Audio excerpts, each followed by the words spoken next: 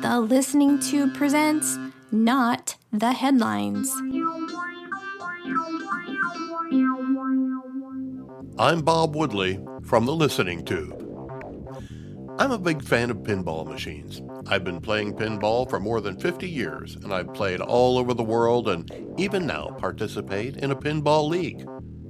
They're fun to play, sharpen your skills, and there are new models coming out all the time that incorporate the latest technology.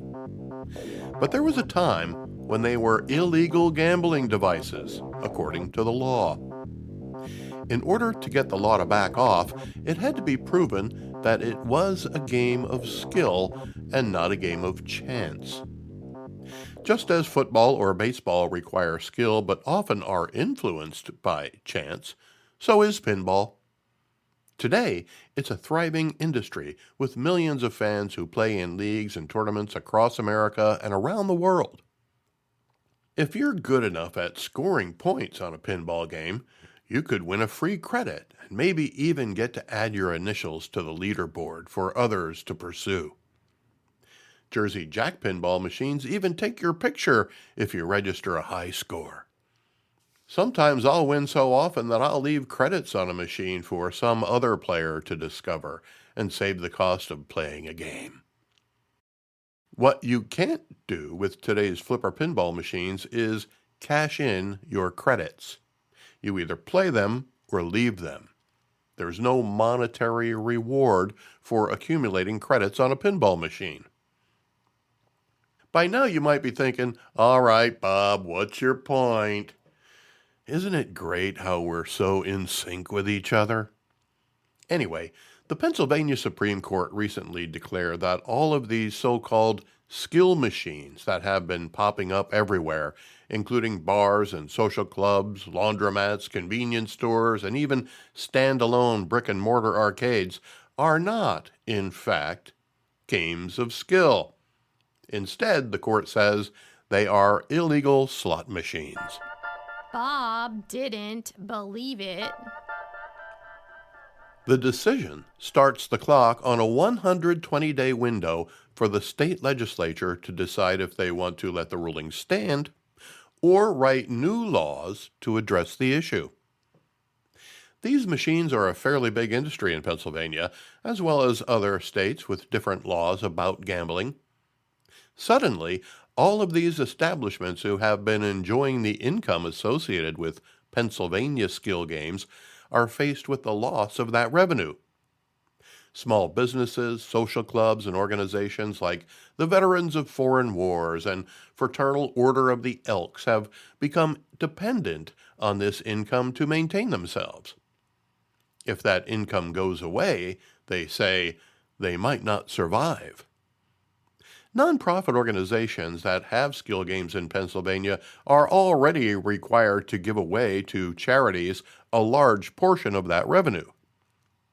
That and all other gambling revenue raised from what are defined as small games of chance.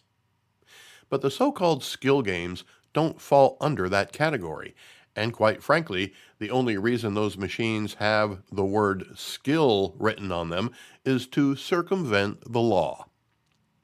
Well, the law has finally called the makers of these machines and those who profit from them to the proverbial carpet. And it's not one of those fancy, colorful carpets you find in a casino. Now the state has 4 months to figure out how to make them legal and tax them. Or at least that's what we might expect, considering the $1 billion a year the state can add to its coffers by legalizing and taxing the machines. If you look at it from that perspective, the Pennsylvania Supreme Court simply put a time limit on the state to start taxing the things or destroying them. $1 billion a year is certainly a nice chunk of change for the state to play with.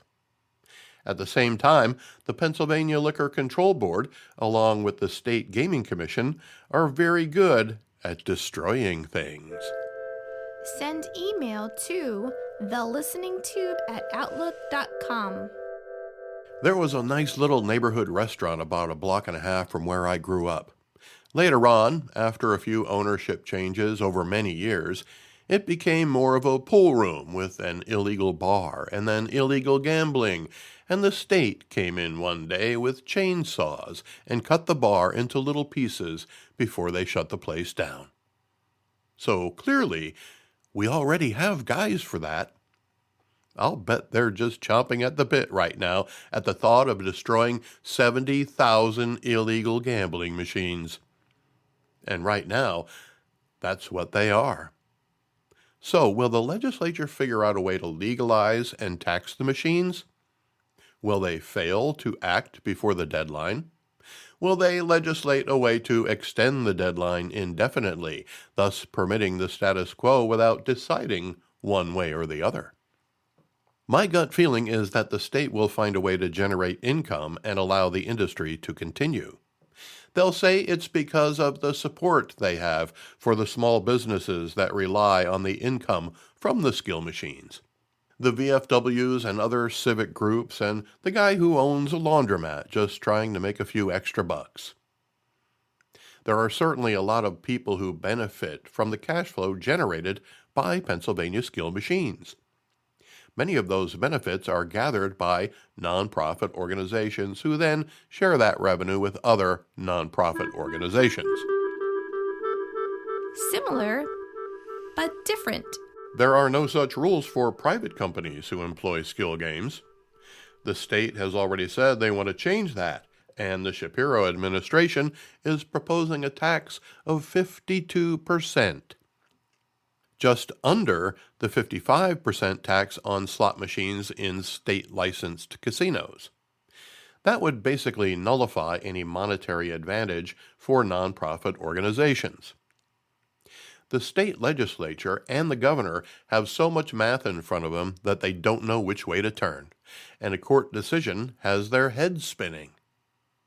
In all the confusion over how much money can be had and how to legislate all of it, there's been very little attention paid to where this $1 billion a year is coming.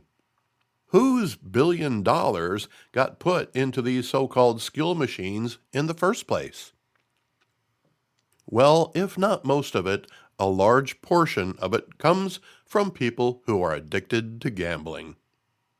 A report from Science Insights says that about 20 million adults could be addicted to gambling. It says that many fall short of a formal diagnosis, but still experience real financial and emotional harm. The study goes on to say that young people develop gambling problems at 2 to 4 times the rate of adults. Young men are most susceptible, with addiction rates at 3 times higher than adult men. Online sports betting feeds this addiction, but we're talking about skill machines here. I've never played one of these new skill machines, so I don't know if they have a disclaimer on them or the phone number for gambling addiction hotline. If they don't, they should. Gambling is an addiction worse than most. It's very much the same as a substance addiction, but unlike nicotine or alcohol or cocaine, the effect is triggered by the thought of placing a bet rather than a reaction to a chemical. That doesn't mean there can't be a physical result of a gambling addiction. A gambling addiction can lead to an abandonment of other responsibilities, like personal care and keeping appointments. Gambling often leads to poverty. I lived in Las Vegas. I saw people blow a week's paycheck in an hour, confident they'll be lucky this time. Back then, you could live in Las Vegas on a shoestring if you had to, as long as you were gambling. You got free drinks, and food was super cheap. One place on the south end of the Strip had all-you-could-eat spaghetti for $1. Almost every casino had a buffet for anyone at a reasonable price. They say Las Vegas wasn't built on winners, and neither will the places housing skill games. In order for gambling machines to make money, there have to be a lot more losers than there are winners. And the losers are the ones footing the $1 billion bill dropped on the table from the state of Pennsylvania. and they know they're hurting people. They know they're feeding an addiction. They now know that these machines are also illegal.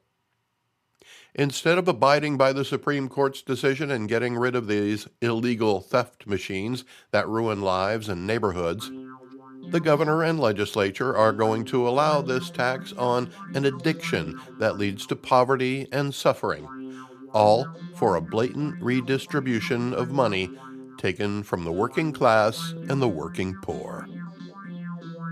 From the Listening Tube, I'm Bob Woodley for Thou Ad Infinitum.